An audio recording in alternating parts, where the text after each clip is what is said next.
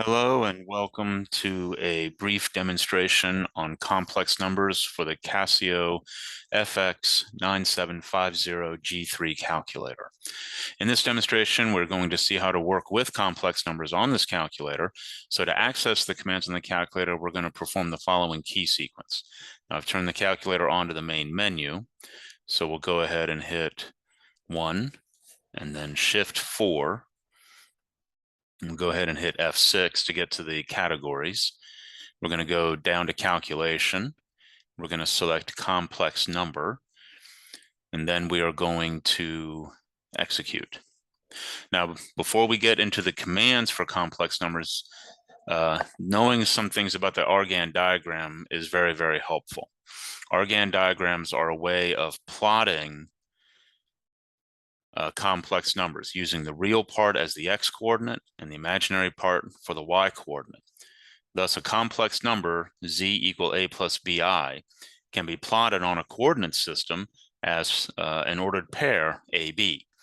The horizontal axis is the real line, and therefore a would be the x-coordinate, so to speak, for that. And the vertical line is the imaginary axis, and again, b would correspond to the movement vertically. So this is a kind of a translation of how complex numbers can be graphed in a rectangular coordinate sense.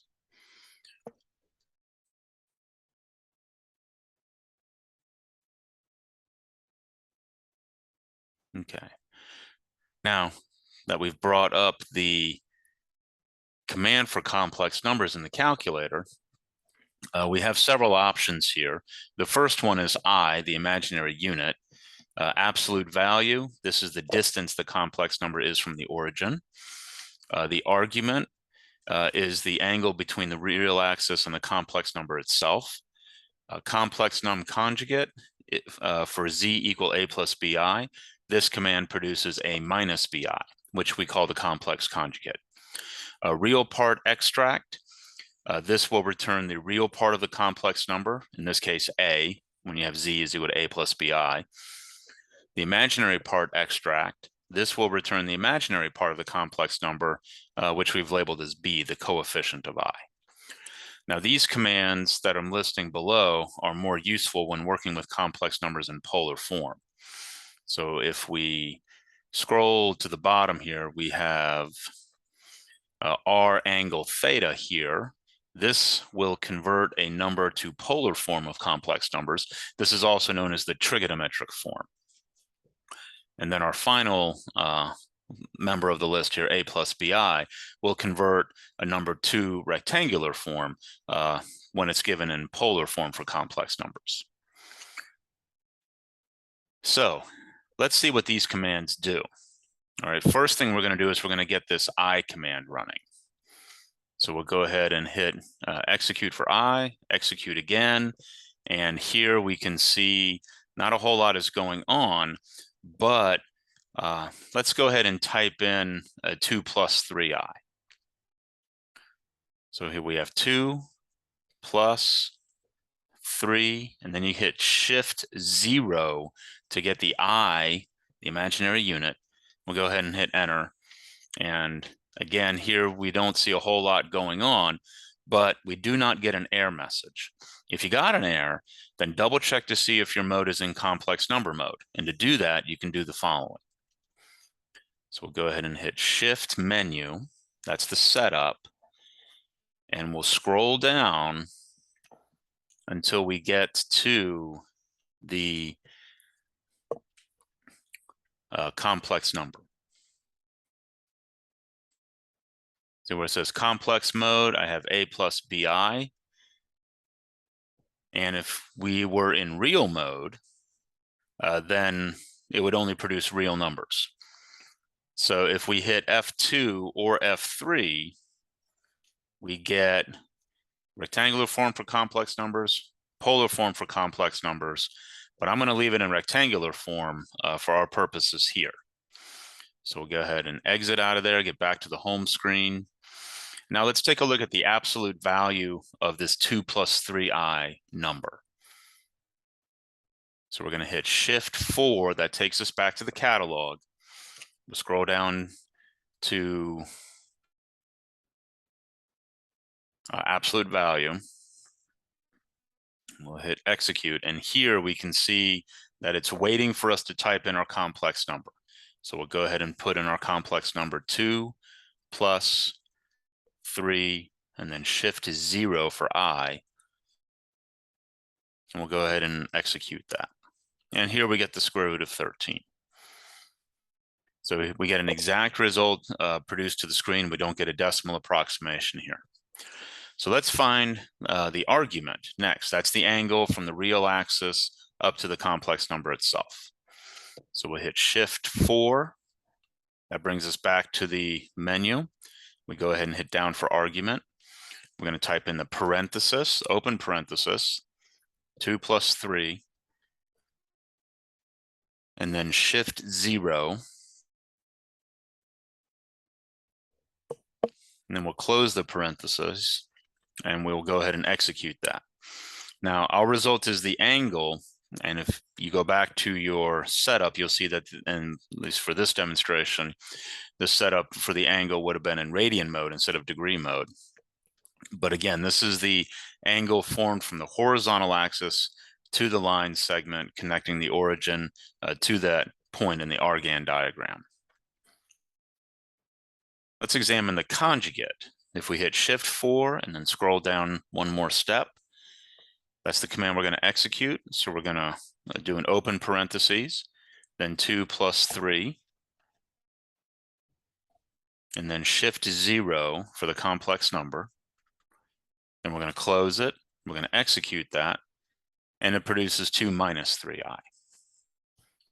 If we wish to extract the real part of a complex number, we may do so.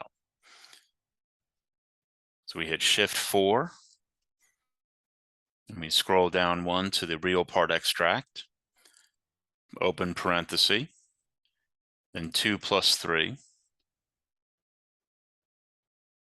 and then Shift 0 for I, and then we close the parenthesis and execute, and we get 2. So the real part of 2 plus 3i is 2. If we wish to extract the imaginary part of the complex number, we can also do that. So we go back to Shift 4, that's the catalog. We go ahead and select imaginary part extract, open parenthesis, and then 2 plus 3, and then Shift 0, and then a closing parenthesis, and we execute. And here we see that the imaginary part of 2 plus 3i is 3. If we wish to convert the complex number from rectangular form to polar form, we can do that using the following key sequence. So I'm going to do open parenthesis, and then 2 plus 3, Shift 0 to get the I, and then I'm going to close the parenthesis. Then I'm going to hit Shift 4 to get back to the catalog. I'm going to scroll down till I get to that R angle theta. Then I'm going to execute. And I execute again to get the result. Now here we can see the absolute value that we calculated earlier, the square root of 13, and we can see that argument, the angle measurement in radians at 0.9827, etc. If we wish to convert a complex number from the polar form back to the rectangular form, we can do that. And we'll use the previous example to make this happen.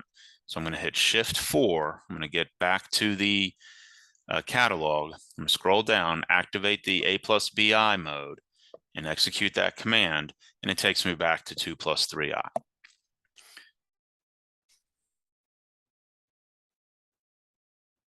So these are the commands available on the Casio FX9750G3 calculator for working with complex numbers. In another demonstration, we shall use the polar form of complex numbers to demonstrate these commands. But before I leave, I'm going to demonstrate a little bit of arithmetic with these complex numbers. So let's say that I wanted to do something like 2 plus 3i,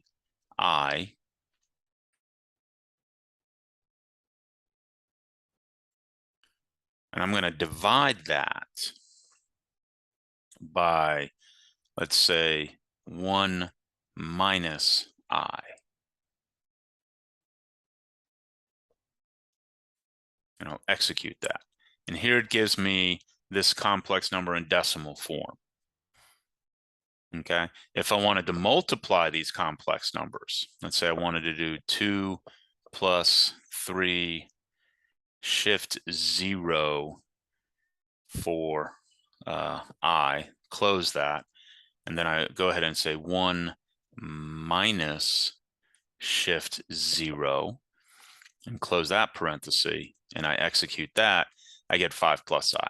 So again, as I mentioned at the beginning, basic arithmetic can be done with the calculator for these complex numbers. So I did division and multiplication to show that.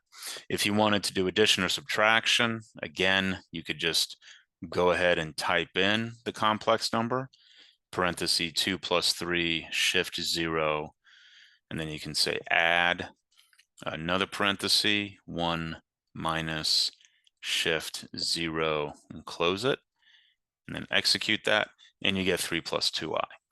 So again, basic arithmetic operations are understood by the Casio as well. So there's no commands for them, but you can perform the operations as usual. So thank you for your time and attention.